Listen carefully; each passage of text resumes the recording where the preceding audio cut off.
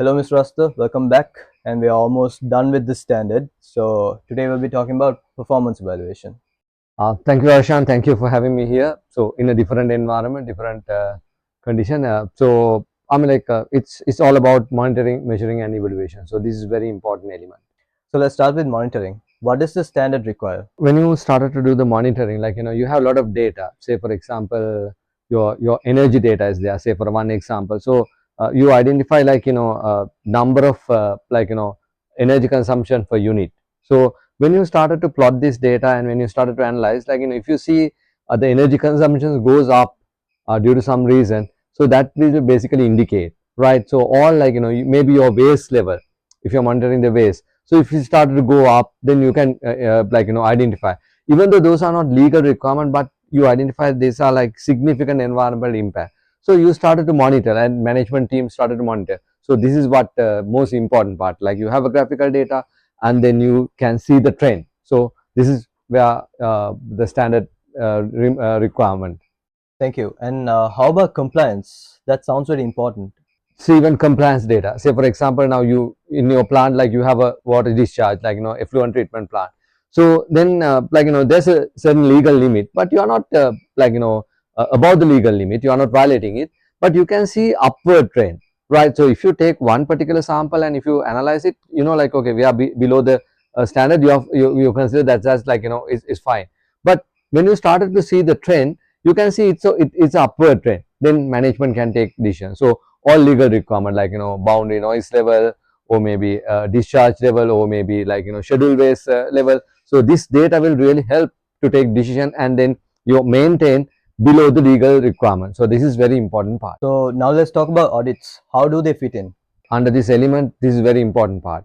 Up to now, your system implementation and you have data, but then audit, you need to train your internal audit team. So there's a special guideline called ISO 19011 2018 guideline. So you need to train internal audit team, and then along with them you can do an internal audit, thorough audit, because when it come to external audit, you have a time limitation, but internal audit, depend on the scope, depend on the risk factors, you can elaborate and then extend your time and then do a thorough audit and then get whatever the gaps, if you can highlight it. So it can be legal gap, it can be system related gap, so then you have enough time to correct it. So this is a mandatory requirement. You need to have a trained team, and then that trained team need to audit, but not within their scope, they can audit the somebody else scope. So that will be cross functional activity, but it will be very important factor in this standard. And finally, management review.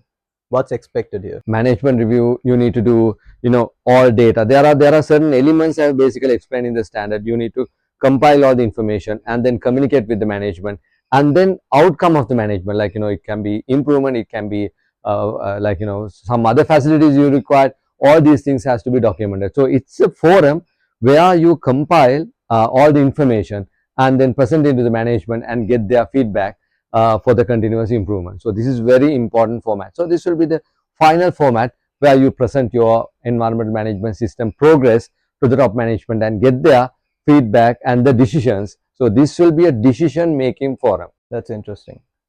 What's your final advice on this clause? See, this clause is your dashboard actually.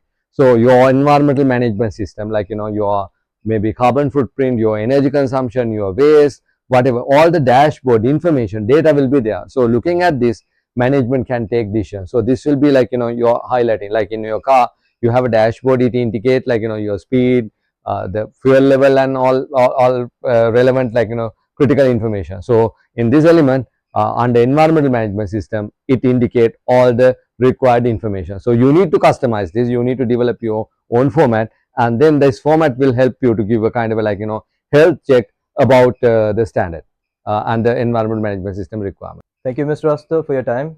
I think we have one more clause to finish. So we'll see you in the next video. Thank you, Harshan, having me here. So you can see we are in an area where a lot of flowers. You can see the bees around us. So I think they mistakenly consider me as a flower, right? So that's why the bees going around. But it's a nice environment, and then nice talking to you.